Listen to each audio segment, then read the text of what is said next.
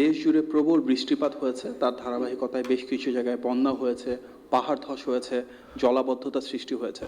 বিশেষভাবে চট্টগ্রাম বিভাগের ভিতরে চট্টগ্রাম, কক্সবাজার, রাঙামাটি, খাগড়াছড়ি এবং বান্দরবান এই 5টা জেলায় জনমানুষের ভেতরে একটা অভাবনীয়, অবর্ণনীয় কষ্টের সৃষ্টি হয়েছে।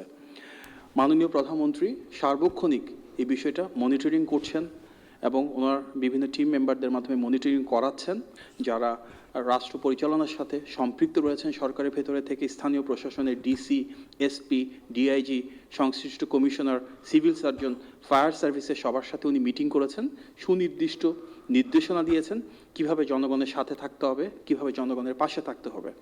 আগামীকালকেও মাননীয় প্রধানমন্ত্রী বাংলাদেশের সকল বিভাগীয় কমিশনারদের সাথে আলোচনা করবেন, ওনাদের মতামত নেবেন এবং ওনার নির্দেশনা প্রদান করবেন। যে উদ্ধার তৎপরতা রয়েছে সেক্ষেত্রে স্থানীয় প্রশাসন এবং রাষ্ট্রযন্ত্রের সকল অনুষঙ্গ প্রতিটি মন্ত্রণালয় যার যার জায়গা থেকে গুরুত্বপূর্ণ ভূমিকা পালন করছেন। মাননীয় প্রধানমন্ত্রীর নির্দেশনায় একটি সমন্বিত উদ্যোগ গ্রহণ করা হয়েছে। মাননীয় প্রধানমন্ত্রী ইতিমধ্যে অর্থনৈতিক অনুদান নিশ্চিত করেছেন। আপনারা নিশ্চয়ই অবগত রয়েছেন, প্রায় 2 কোটি টাকার উপরে খুব দ্রুত গতিতে সাধারণ মানুষের কাছে পৌঁছে দিয়েছেন।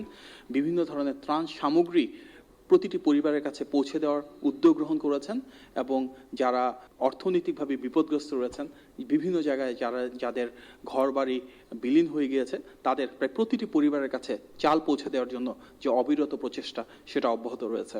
আগামীকালকে যে পরীক্ষাটা আছে সেই পরীক্ষাটা হচ্ছে না এই 5 জেলাতেই। ডিস্ট্রিক্টের ডিসি মহোদয়দের সাথে আলোচনার প্রেক্ষিতে শিক্ষা মন্ত্রণালয় থেকে মাননীয় শিক্ষামন্ত্রীর সাথে সবার আলোচনা এবং আমরা সমন্বিতভাবে সিদ্ধান্ত নিয়েছি যে আগামী 16 জুলাই পর্যন্ত চট্টগ্রাম শিক্ষা বোর্ডের অধীনস্থ যেসব জেলাগুলো রয়েছে সব জায়গাতে এইচএসসি পরীক্ষা স্থগিত ঘোষণা করা হচ্ছে। সুতরাং 16 জুলাই পর্যন্ত আর কোনো এইচএসসি পরীক্ষা হবে না। পরবর্তীতে অবস্থার আলোকে আমরা ফার্দার জানাবো।